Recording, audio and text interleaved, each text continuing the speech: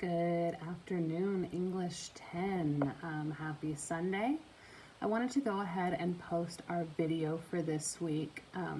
There's actually going to be two videos posted. This first one is about the P paragraph, which is a certain form of writing that we like to promote. We start showing you guys that pretty early on. You may have already seen it last year as well, so some of you may be familiar with it. And then we expand it as we go further. So your basic P paragraph, that's P-E-E, point, evidence, and explanation. So I'm going to talk about what those three things are. Anytime from now on that I ask you to write a CRQ, or a short answer, or anything of that sort, you're going to use P format. Okay? So we're going to start real simple. What is P format? So I'm going to flip my phone around, my screen around, so you guys can see what I have written down, okay? All right. So, y'all, I had to steal my second grader's whiteboard so I could write this. All right. Your point. So that's the answer to the question that has been asked.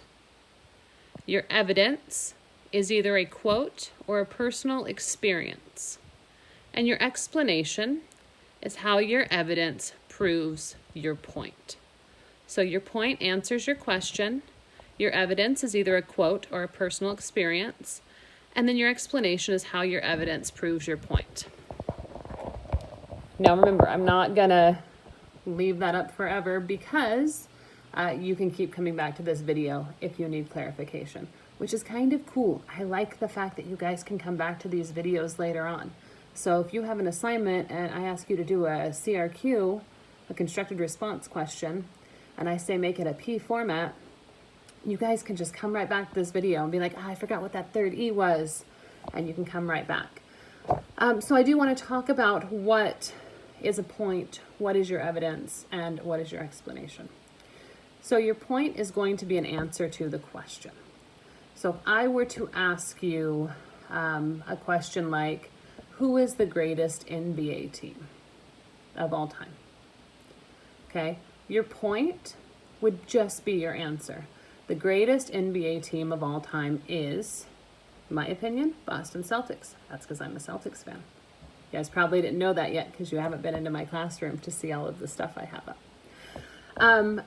So my point would just be the straight answer to the question. Okay, I asked the question of what's the best NBA team of all time. Your point is your direct answer. Okay, the greatest NBA team of all time is the Boston Celtics. Your evidence is going to be a direct quote. So if I've given you a reading and I ask you to identify something in the reading, you need to go and find the quote. Okay, so go find your quote. So if it's a reading, it's going to be a quote. If it's research, you can go online and find research. So like for that question, who's the greatest NBA team of all time? My point would be the Boston Celtics is the greatest NBA team of all time. My evidence would be, from NBA.com, I found that they have won so many championships over the past 60 years. I think it's like 9 or 10. It might be more than that. I don't have it off the top of my head. So that would be evidence, right? That's research that you've done. That's fact. That's proof. And if I ask you for like an opinion, how has this affected you? How has COVID-19 affected you? How has the lockdown affected you? Then for your evidence, you would give me some personal opinion or information. Okay? So your evidence can either be a direct quote, facts, statistics, and research, or an experience, like a personal experience. But now the explanation is where things get a little hazy for most of you guys.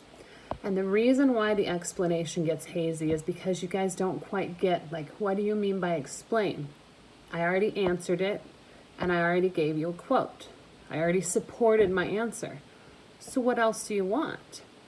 Well, supporting the answer with a quote or evidence isn't enough. Because, see, we've got different brains, right?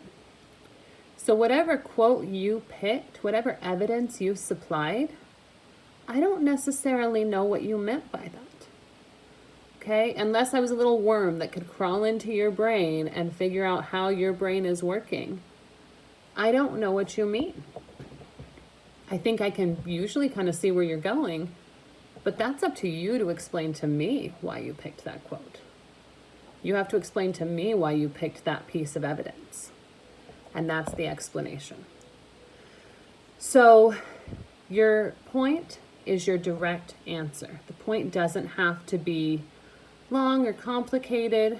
These all do have to be complete sentences, though. I shouldn't have to tell you guys that. I don't think I do. I think you know that. But your point should be your straightforward answer to the question.